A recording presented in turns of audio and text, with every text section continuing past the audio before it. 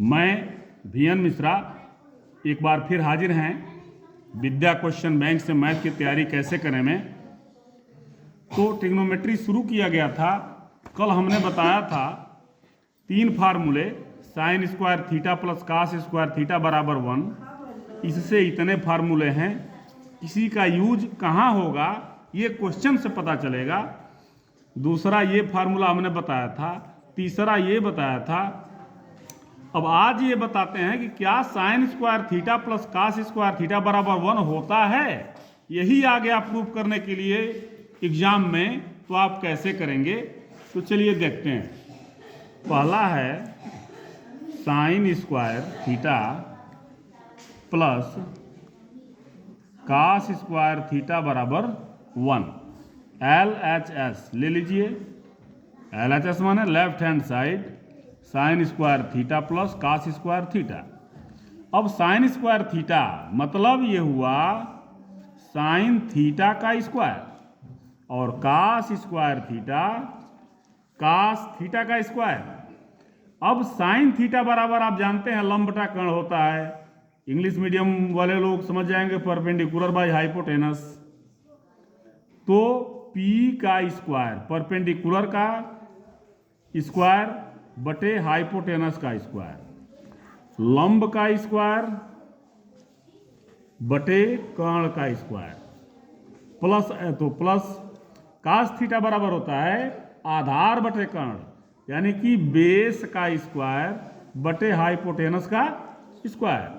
तो आधार का स्क्वायर बटे कर्ण का स्क्वायर। अब भिन्न का जोड़ जैसे जोड़ते हैं वैसे ही जोड़िए। एलसीएम लेंगे हम।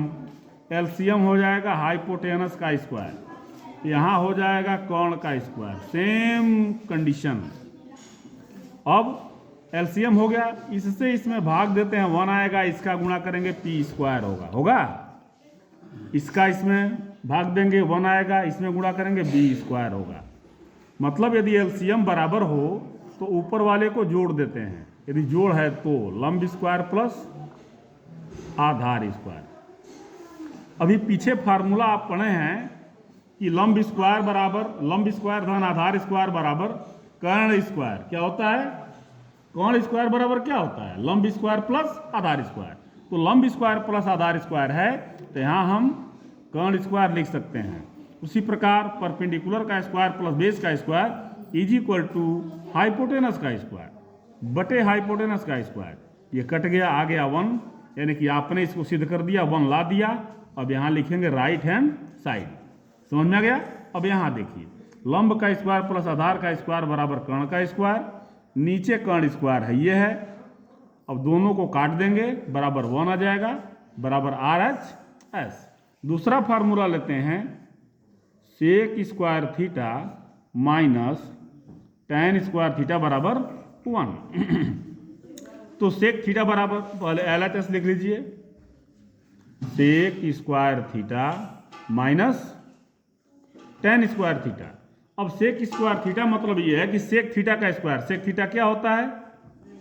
ये कास का उल्टा होता है, कर्ण बटे आधार, यानी कि हाइपोटेनस बटे बेस का स्क्वायर, माइनस tan थीटा लंब बटे कर्ण, यानी कि परपेंडिकुलर, लंब बटा कर्ण नहीं, लंब बटा आधार, हाइपोटेनस बाई बेस, इसका स्क्वायर।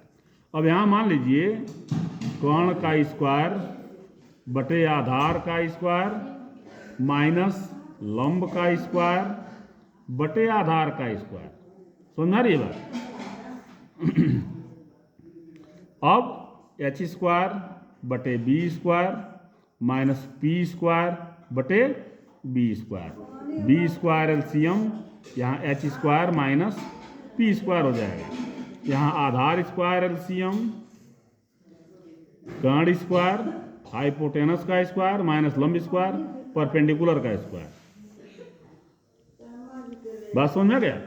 तो अब लंब कर्ण स्क्वायर माइनस लंब स्क्वायर बराबर आधार स्क्वायर बराबर होता है। ये आधार स्क्वायर बराबर कर्ण स्क्वायर माइनस लंब स्क्वायर।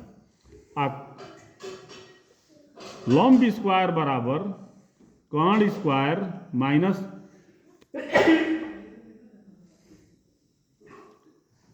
कर्ण स्क्वायर माइनस आधार स्क्वायर। ठीक है, अब यहां देखिए, तब इसके जगह पे हाइपोटेनस का स्क्वायर माइनस परपेंडिकुलर का square is equal to base का स्क्वायर। नीचे बेस का स्क्वायर है, ये है, कट गया, आ गया, बराबर आर एच एस। यहां ये हो जाएगा आधार का स्क्वायर बटे लंब का स्क्वायर, आधार का स्क्वायर बटे आधार का स्क्वायर, कट गया, 1 आ गया, बराबर आर एच एस। ये दो फार्मूला है। तीसरा देखिए, कोसेक स्क्वायर थीटा माइनस काट स्क्वायर थीटा बराबर 1, एल एच एस। जो तरीका लगा है सेम, एल एच एस आप लिख देंगे यहां, कोसेक स्क्वायर थीटा माइनस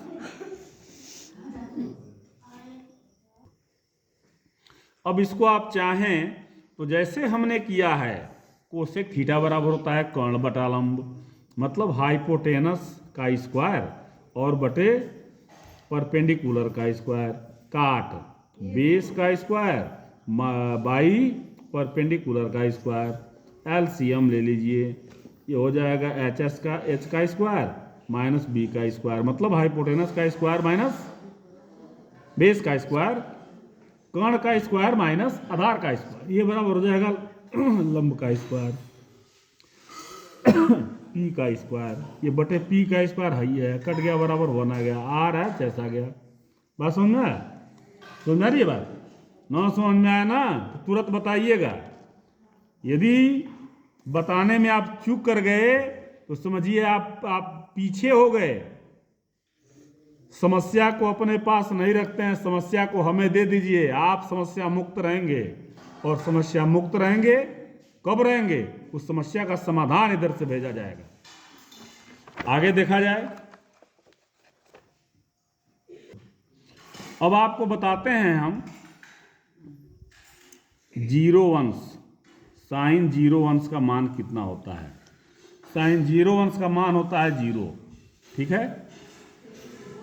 काश जीरो अंश का मान होता है 1। साइन काश के बाद आता है tan 0, ये होता है 0। काट जीरो अंश का मान होता है अनंत। काट के बाद आता है इसका उल्टा, सेक जीरो अंश का मान होता है 1। माने साइन 0 का उल्टा कोसेक 0, 0 का उल्टा हो गया अनंत। अब देखिए tan 0 बराबर 0 है ना, तो काट 0 इसका उल्टा, यानी कि 1/0, तो 1/0 इन्फिनेटिव होता है, अनंत होता है। ये 3 है, इसका उल्टा ये है, इसका उल्टा ये है, इसका उल्टा ये है। ये पहले हम फार्मूले में बताए हैं। 0 अंश हो गया और 30 अंश हो गया। 30 अंश का देखिए, साइन 30 1/2, कास 30 √3/2, tan 30। साइन कास का पता है तो सब पता चल जाएगा। tan 30 बराबर, जिसे मान लीजिए साइन आपको tan 30 का नहीं पता है, साइन 30 कास 30 पता है, तो tan 30 बराबर होता है साइन 30/कास 30। साइन 30 है 1/2 और ये है √3/2, 2 से 2 कट गया, 1/√3, 1/√3। tan के बाद आ जाएगा काट 30, इसका उल्टा कर दीजिए √3, सेक 30 2/√3, कोसेक 30 बराबर 2/1 यानी कि 2। अब आइए 45, साइन 45 1/√2, कास 45 1/√2, tan 45 1, काट 45 भी1, सेक 45 √2, कोसेक 45 √2, 45 हो गया। अब आइए 60, 0, 30, 45, 60 और 90, यही है मेन। 60 साइन 60 √3/2, cos 60 1/2, tan 60 √3, काट 60 इसका उल्टा 1/√3,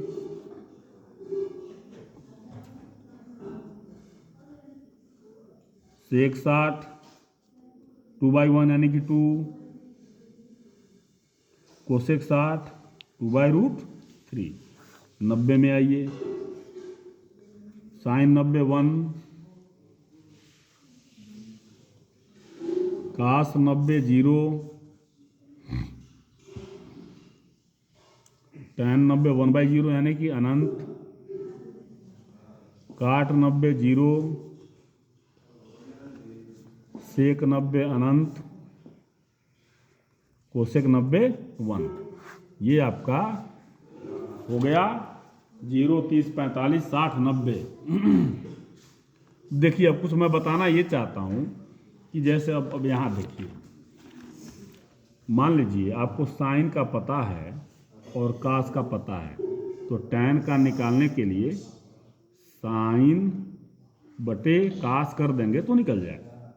आज जब साइन कास टैन का निकल गया तो टैन का उल्टा करिए, काट का निकल गया, कास का उल्टा करिए, सेक का निकल गया, साइन का उल्टा करिए, कोसेक का निकल गया। तो मैं एक तरीका बताता हूँ जो 0, 30, 45, 60 और 90 काम करेगा साइन और कास के लिए। साइन के लिए यहाँ लिखिए 0, 1, 2, 3, 4 लिख दिया। अब यहाँ कास के लिए इधर से लिखिए 0, 1, 2, 3, 4। क्या किया? 0, 1, 2, 3, 4, 0, 1, 2, 3, 4, 0, 1, 2, 3, 4, 0, 1, 2, 3, 4। साइन के लिए 0, 1, 2, 3, 4, कास के लिए 0, 1, 2, 3, 4, उल्टा। बात समझा गई? अब 4 से भाग दे दीजिए सब में।